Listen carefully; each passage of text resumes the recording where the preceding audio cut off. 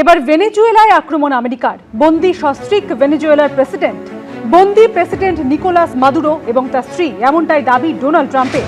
বন্দি করে ভেনেজুয়েলার বাইরে উড়িয়ে নিয়ে যাওয়া হয়েছে প্রেসিডেন্ট এবং তার স্ত্রীকে। আমেরিকার নিরাপত্তা বাহিনী হামলা ভেনেজুয়েলায়, এমনটাই দাবি আমেরিকার প্রেসিডেন্টের।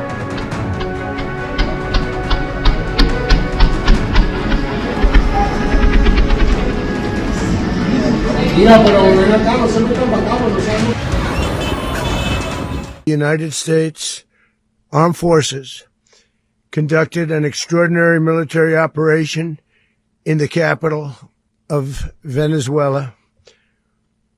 Overwhelming American military power, air, land, and sea, was used to launch a spectacular assault to bring outlaw dictator Nicolas Maduro to justice. This was one of the most stunning, effective, and powerful displays of American military might and competence. Celia Flores, both of whom now face American justice. Maduro and Flores have been indicted in the Southern District of New York. It's Jay Clayton, for their campaign of deadly narco-terrorism against the United States. How long do you expect the U.S. to run Venezuela, and how soon do you want Venezuelan people to hold elections? So I'd like to do it quickly, but it takes a period of time. You know, we're rebuilding. We have to rebuild their whole infrastructure. The infrastructure is rotted. It's actually very dangerous. It's blow-up territory. Oil is very dangerous. It's a very dangerous thing to take out of the ground. It can kill a lot of people. It has killed a lot of people doing just that. The infrastructure is old. It's rotted.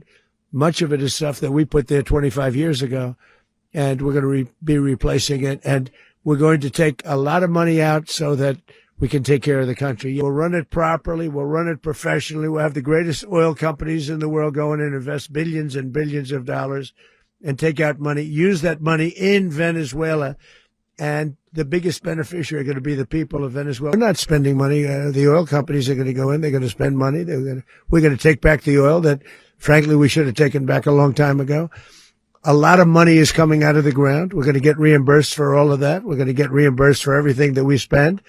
এবারের নির্বাচন বিজেপিকে শিক্ষা দেওয়ার নির্বাচন, আলিপুরদুয়ারে বললেন অভিষেক বন্দ্যোপাধ্যায়। আর অন্যদিকে সুকান্ত মজুমদারের মুখে শোনা গেল হাতে কাঁচা বাঁশ তুলে নেওয়ার কথা।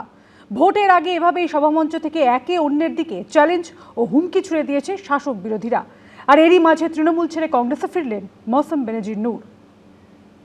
आने वाला दिन एक बार फिर से लाइन में खड़ा हो कि ईवीएम का बटन दबा के उनको सबक सिखाने का समय अब आ गया है। হাতে উঠবে যখন কাঁচা বাঁশ, বদলে যাবে ইতিহাস।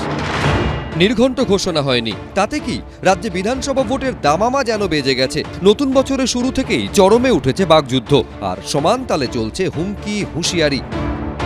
কেউ যখন ক্ষমতায় থাকতে মরিয়া, কেউ তখন আবার ক্ষমতায় আসতে। শুক্রবার দক্ষিণ 24 পরগনার বারুইপুরে রণসংকল্প সভা করেছিলেন অভিষেক বন্দ্যোপাধ্যায়। আর শনিবার আলিপুরদুয়ারে চা শ্রমিকদের মন জয়ের চেষ্টা করলেন তৃণমূলের সর্বভারতীয় সাধারণ সম্পাদক। আগের দিনের মতো এদিনও তার সভামঞ্চে তৈরি করা হয়েছিল র্যাম্প। সেখান থেকেই বিজেপি সাংসদদের সাপের সঙ্গে তুলনা করলেন অভিষেক বন্দ্যোপাধ্যায়। बीजेपी का 18 सांसद था, 6 हार गए, 12 पे आ गए। लेकिन बीजेपी के सांसद और सांप एक है। मौका मिलेगा तो आप ही को काटेगा। इस बार तृणमूल को पूरी ताकत के साथ आप जिताएंगे। फिर अगर आपको नहीं लगा कि भाई तृणमूल को जिता के फायदा नहीं हुआ, फिर आपको 29 में वोट देने का मौका मिलेगा। हटा देना। যখন এইভাবে বিজেপিকে আক্রমণ করলেন অভিষেক বন্দ্যোপাধ্যায়, তখন পশ্চিম মেদিনীপুরের দাসপুরে পরিবর্তন সংকল্প সভা থেকে হুঁশিয়ারি দিতে শোনা গেল সুকান্ত মজুমদারকে। মোটা বাঁশ নেবেন, বাঁশ নিয়ে তার উপরে ঝান্ডাটা রেখে পেরেক দিয়ে মেনে দেবেন। তাহলে দুটো সুবিধা আছে, মোটা ডান্ডা হবে, ভালো করে ধরাও যাবে, মারাও যাবে যখন প্রয়োজন পড়বে। আর ঝান্ডার দিকটা দিয়ে মারলে পরে পেরেকটাও থাকবে, ওটা দিয়ে ভালো করে লাগবে। শনিবার ধূপগুড়িতে পরিবর্তন সংকল্প সভা করেন বিজেপি নেতা মিঠুন চক্রবর্তীও। টিএমসির অ্যাকচুয়ালি পুরো নামটা কি জানেন? Terror manufacturing company. এরা টেরার তৈরি করা ছাড়া কিচ্ছু জানে না। মিঠুন চক্রবর্তীর নামে জীবনে একবারই এমপি লেখা ছিল, সেটা কিন্তু তৃণমূল কংগ্রেসের এমপি। একটা অকৃতজ্ঞ, বেঈমান, দলবদলু, সুবিধাবাদী, গিরগিটি, তার আবার মুখে সব কথা কিসের? এসবের মধ্যেই বিধানসভা ভোটের মুখে তৃণমূল ছেড়ে কংগ্রেসে ফিরলেন রাজ্যসভার সাংসদ মৌসম বেনজির নূর। আমি আজকে তৃণমূল কংগ্রেস থেকে রিজাইন করেছি। আমাদের নেত্রী মমতা বন্দ্যোপাধ্যায়, ওনাকে তৃণমূল কংগ্রেসের নেত্রী, ওনাকে আমি রেজিগনেশন লেটার অলরেডি পাঠিয়ে দিয়েছি। একদিকে চলছে এসআইআর এর শুনানি পর্ব, অন্যদিকে হুমকি হুঁশিয়ারিতে সরগরম ভোটমুখী পশ্চিমবঙ্গ। শুভেন্দু ভট্টাচার্য, সোমনাথ দাস, বিটন চক্রবর্তী, এবিপি আনন্দ। বিজেপি সাংসদদের সাপের সঙ্গে তুলনা করে তীব্র আক্রমণ শানালেন অভিষেক বন্দ্যোপাধ্যায়। পাল্টা উত্তর দিল বিজেপিও। শনিবার তৃণমূলের সর্বভারতীয় সাধারণ সম্পাদক বলেন, আলিপুরদুয়ারে হেরে গেলেও তাদের সরকার শুধু লক্ষ্মীর ভাণ্ডার প্রকল্পেই সেখানে 5 বছরে 1500 কোটি টাকা খরচ করেছে। এমনকি চা বাগান খোলা নিয়ে নরেন্দ্র মোদীর প্রসঙ্গ উল্লেখ করে আক্রমণ করেন অভিষেক বন্দ্যোপাধ্যায়। উত্তর এসেছে বিজেপির তরফেও। बीजेपी के सांसद और सांप एक है, मौका मिलेगा तो आप ही को काटेगा। আমি মনে করি না এগুলো রাজনীতির ভাষা। বারুইপুরের পর আলিপুরদুয়ার, দক্ষিণে শক্ত ঘাঁটি থেকে উত্তরে কার্যত সাংগঠনিকভাবে দুর্বল কেন্দ্র আলিপুরদুয়ারে এবার বিধানসভা ভোটের প্রচারে ডঙ্কা বাজিয়ে দিলেন অভিষেক বন্দ্যোপাধ্যায়। আর সেখান থেকে বিজেপিকে একেবারে চাঁচা ছোলা ভাষায় আক্রমণ করলেন তৃণমূলের সর্বভারতীয় সাধারণ সম্পাদক। बीजेपी के सांसद और सांप एक है। आप अगर अपने घर के पीछे एक सांप छोड़ दो, 2 सांप छोड़ दो, 18 सांप छोड़ दो या 12 सांप छोड़ दो, सांप तो सांप ही रहेगा। मौका मिलेगा तो आप ही को काटेगा। आप जिसको दूध पिला के बड़ा किया वही आपको काटेगा, वही सांप।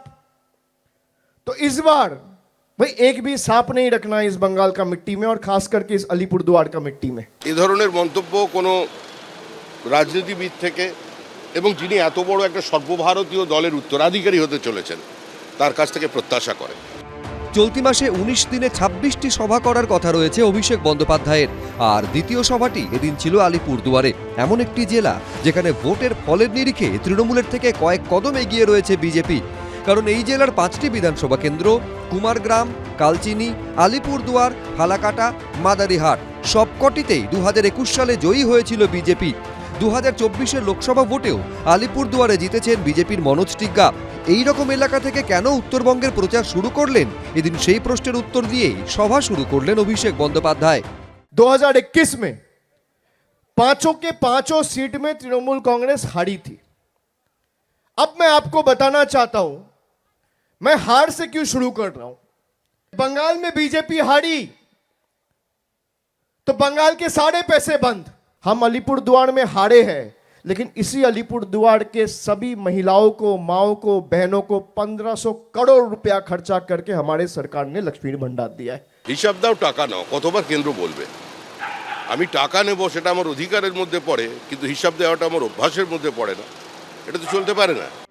আলিপুরদুয়ারের রাজনীতি আবর্তিত হয় চা বাগানকে ঘিরে, তাই ভোট এলেই এখানকার রাজনৈতিক কর্মকাণ্ডই হোক বা সভা সমিতি, চা বাগান, চা শ্রমিকদের প্রসঙ্গ উঠবেই। এই অবস্থায় এদিন চা বাগান খোলা নিয়ে খোদ নরেন্দ্র মোদীকে আক্রমণ করলেন অভিষেক বন্দ্যোপাধ্যায়। अब देखिए 10 साल पहले 2016 के चुनाव के पहले देश का प्रधानमंत्री आके आप सबको वादा करके गया था कि उनका सेंट्रल गवर्नमेंट डंकन से 7 चाय बागान टेक ओवर करेगा और उसको चलाएगा।